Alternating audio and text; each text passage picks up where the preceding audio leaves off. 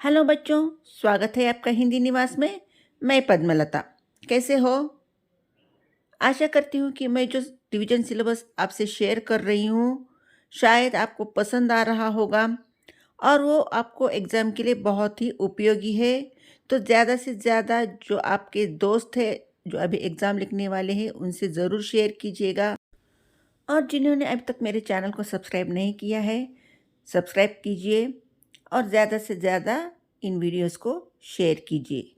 तो आज हम जो है उपवाचक जिसका नाम है शांति की राह में, उसमें से कुछ क्वेश्चंस पढ़ेंगे और क्वेश्चंस पढ़ने से पहले थोड़ा-सा उस लेसन का रिवीजन भी कर लेते हैं और साथ ही साथ इस उपवाचक के साथ हमारा जो पाठ है लोकगीत, जो भगवत शरण उपाध्याय का लिखा हुआ पाठ है, उस पाठ में से भी कुछ इम्पोर्टेंट क्वेश्चंस देख लेते हैं और क्वेश्चन देखने से पहले इस पाठ का भी थोड़ा-सा रिवीजन कर लेते हैं।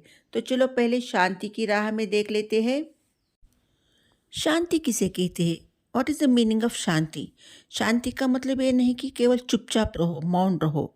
ये शांति की परिभाषा नहीं है। शांति का मतलब क्या है? शांति का मतलब ये है कि हमारे मन को नियंत्रित करके, नियंत्रित करना मतलब कंट्रोल करना। हमारे मन को नियंत्रित करके उस मन को बुराई के रास्ते पर चलने से रोकना ही शांति है। जहाँ शांति है वहाँ सुख है और जहाँ सुख है वही स्वर्ग है। तो हम अब हमारे पास जो पैसे हैं, हमारे पास जो धन दौलत है, उस धन दौलत से तो भौतिक संपदा खरीद सकते हैं। भौतिक संपदा का मतलब होता है हमारे फिजिकल नीड्स को पूरे करने वाले जो भी साधन है, उसे तो हम पैसे से खरीद सकते हैं। अगर समझो गर्मी लग रही है तो एसी खरीद लिया, अच्छी नींद के लिए, सोने के लिए हमने अच्छा पलंग खरीद लिया, गद्दा खरीद लिया। भूख लगी है तो अच्छा खाना मंगवाया। इस तरह पैसे से तो हम ये सब खरीद कर सकते हैं, लेकिन शांति नहीं खरीद कर सकते। तो इस शांति को दुनिया में स्थापित करने के लिए, शांति को दुनिया में बनाए रखने के लिए बहुत सारे ऐसे हमारे दुनिया में महान लोग हैं जिन्होंने अपना पूरा जीवन बिताया। और उन्हीं महान हस्तियों में से आज हम यहाँ पे पढ़ने वाले हैं नेल्सन मंडेला और मदर तेरेसा के बारे में। तो चलो बच्चों, पहले नेल्सन मंडेला के बारे में जान लेते हैं, फिर उसके बाद मदर तेरेसा के बारे में जान लेते हैं। नेल्सन मंडेला जो पूरे वर्ल्ड में फेमस है, उनका जन्म जो है 18 जुलाई 1918 को दक्षिण अफ्रीका में हुआ था और दक्षिण अफ्रीका के ये पहले अश्वेत राष्ट्रपति थे। अश्वेत का मतलब काले।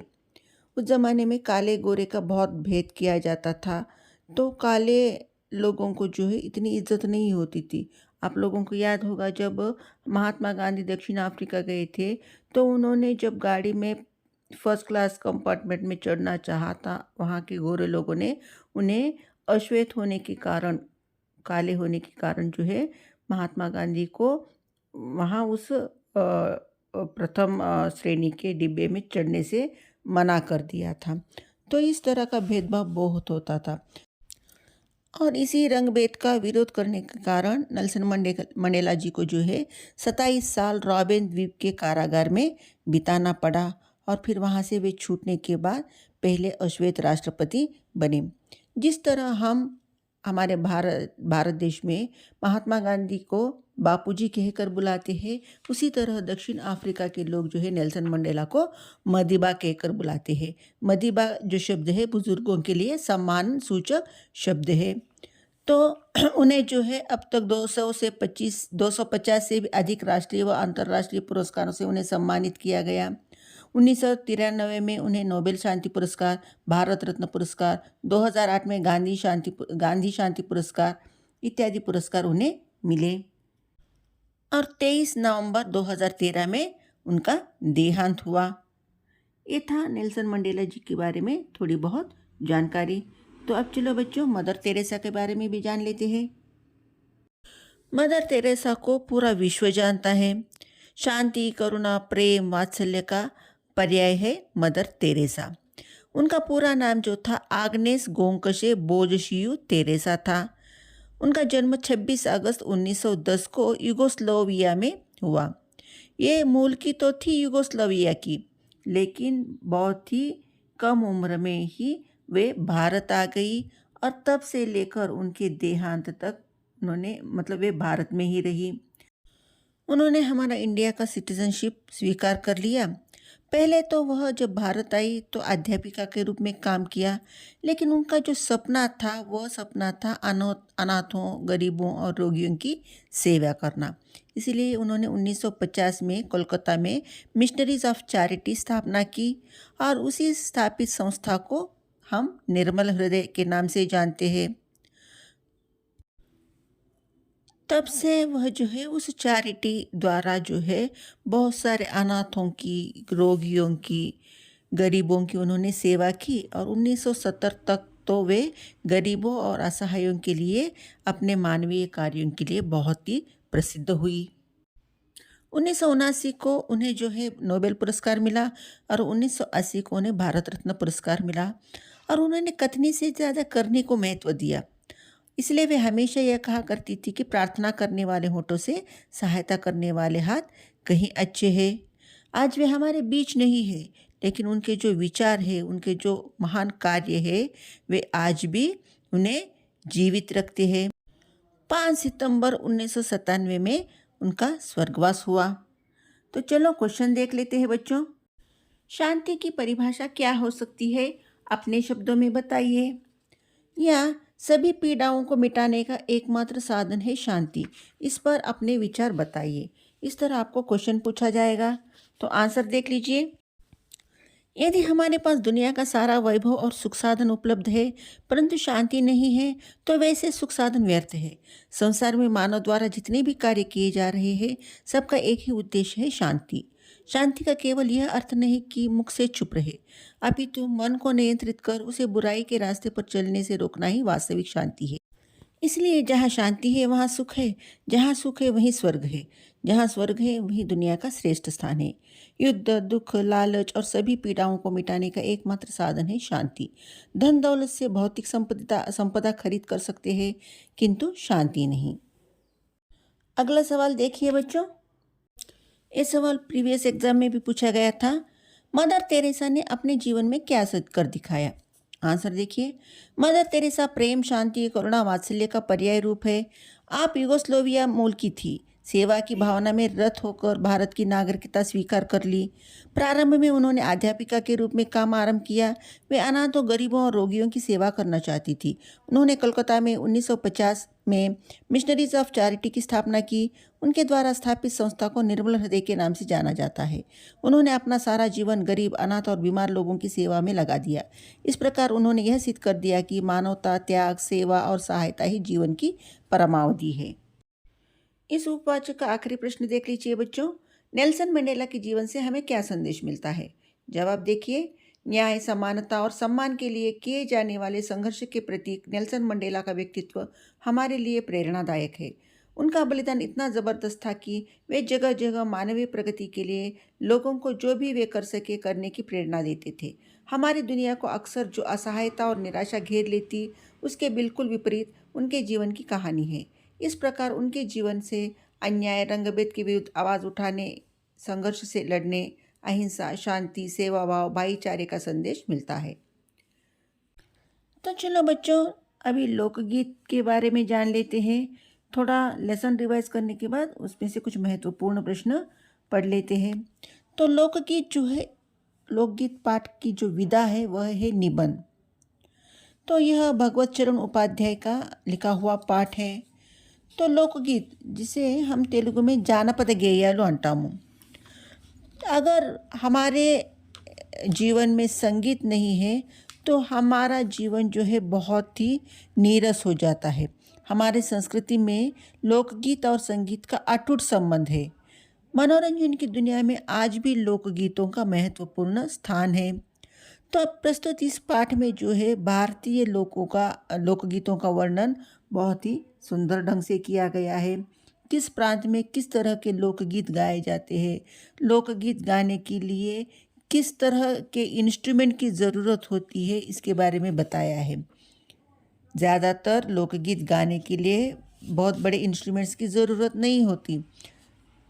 तो छोटे छोटे इंस्ट्रूमेंट्स ही ढोलक, साज, इस तरह झांझर, इस तरह के इंस्ट्रूमेंट से ही लोकगीत गाए जाते हैं।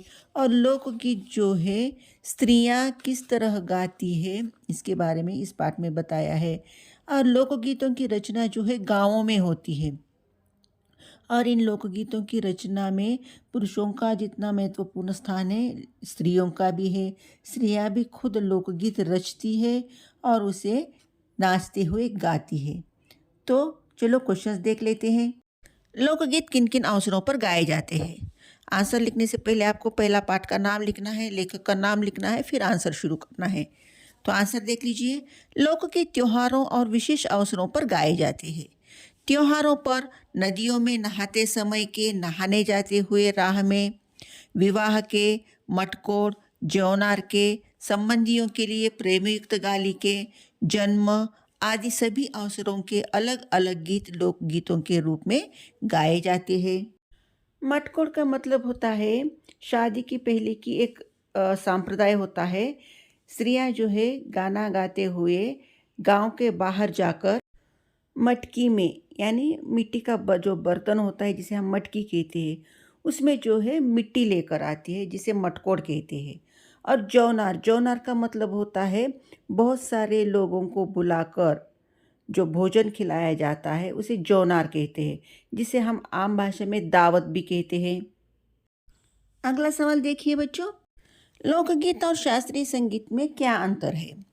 जवाब देख लीजिए। लोकगीत अपनी लोच, ताजगी और लोकप्रियता में शास्त्रीय संगीत से भिन्न है। लोकगीत सीधे जनता के संगीत है।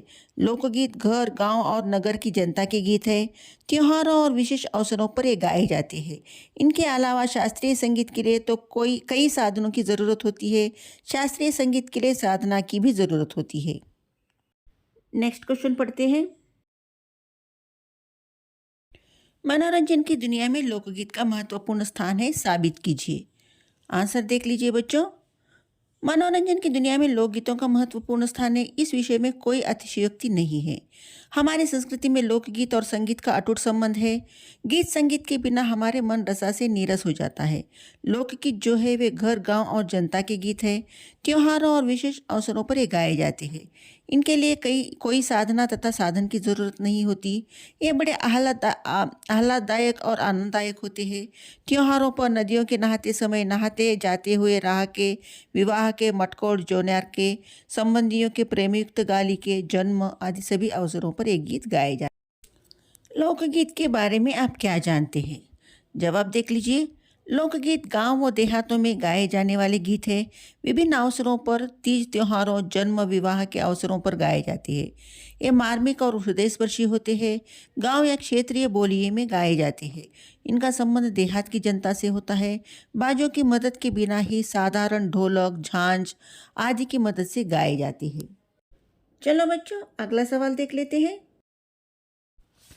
देहातियों के मनोरंजन का साधन लोकगीत है, इसे स्पष्ट कीजिए। या लोकगीतों का चलन अधिकतर देहातों में ही क्यों रहता है? इस तरह आपको सवाल पूछा जा सकता है। तो आंसर देख लीजिए। हमारी संस्कृति में लोकगीत और संगीत का अटूट संबंध है। मनोरंजन की दुनिया में आज भी लोकगीतों का महत्वपूर्ण स्थान है। गीत संगीत के बिना हमारा मन रसा से नीरस हो जाता है। ये लोकगीत घर, गांव और जनता के गीत है। इनके लिए कोई साधना की ज़रूरत नहीं होती। त्योहारों और विशेष अवसरों पर ये गाए जाते हैं। ये गांवों और इलाकों की बोलियों में गाए जाते हैं। ये बड़े आह्लाददायक और आनंददायक होते हैं। इसलिए हम कह सकते हैं कि ये ग्रामीण जनता के मनोरंजक साधन है। त्योहारों और विशेष अवसरों पर लोकगीत गाए जाते हैं। ये गांवों और देहातों में गाए जाते हैं। इसलिए इन लोकगीतों में मुख्यतः ग्रामीण जनता की मार्मिक भावनाएं हैं। चलो बच्चों, अगला सवाल देख लेते हैं।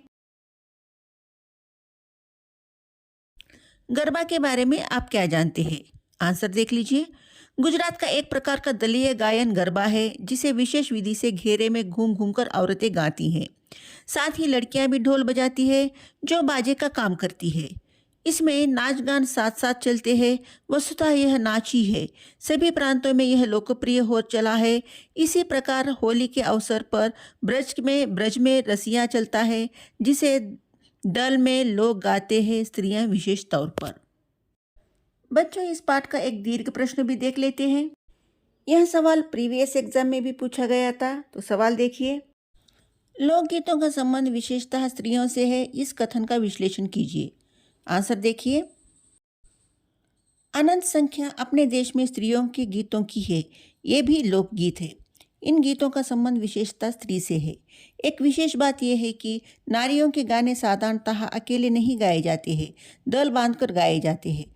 अनेक कंठ एक साथ फूटते हैं। यद्यपि अधिकतर उनमें मेल नहीं होता, फिर भी त्योहारों और शुभ अवसरों पर वे बहुत ही भले गाते गाते लगते हैं। गांवों और नगरों में गायिकाएं भी होती है, जो विवाह, जन्म आदि के अवसरों पर गाने के लिए बुला ली जाती है। सभी ऋतुओं में स्त्रियां उल्लासित होकर दल बांधकर गाती है, पर होली, बरसात की कजरी आदि तो उनकी अपनी चीज़ है, जो सुनते ही बनती है। पूरब की बोलियों में अधिकतर मैथिल, कोकिल के गीत गाए जाते हैं, पर सारे देश के कश्मीर से कन्याकुमारी तक और कठियावाड़, गुजरात, राजस्थान से उड़ीसा, तेलंगाना तक अपने अपने विद्यापति है। स्त्रियां ढोलक की मदद से गाती है। अधिकतर उनके गाने के साथ नाच का भी पुट होता है। गुजरात का एक प्रकार का दलीय गायन गरबा है, जिसे विशेष विधि से घेरे में घूम घूम कर औरतें गाती है। साथ ही लड़कियां भी बजाती जाती है, जो बाजे का काम करती है। इसमें नाच गान साथ साथ चलते हैं। वस्तुतः यह नाच ही है। सभी प्रांतों में यह लोकप्रिय हो चला है। इसी प्रकार होली के अवसर पर ब्रज में रसिया चलता है, जिसे दल के दल लोग गाते हैं, स्त्रियां विशेष तौर पर। तो बच्चे, ये थे हमारे लोकगीत पाठ के कुछ इंपॉर्टेंट क्वेश्चंस। उसी तरह शांति की राह में जो हमारा उपवाचक था, उसके भी कुछ इंपॉर्टेंट क्वेश्चंस मैंने आप लोगों से शेयर किया है। तो आशा करती हूँ कि ये प्रश्न आपको बहुत ही उपयोगी होंगे एग्ज़ाम के लिए। आपको ये वीडियो अच्छा लगता है तो लाइक कीजिए, शेयर कीजिए, सब्सक्राइब कीजिए और अपने दोस्तों से भी सब्सक्राइब करवाइए। तो फिर नए टॉपिक के साथ मिलते हैं। तब तक के लिए धन्यवाद।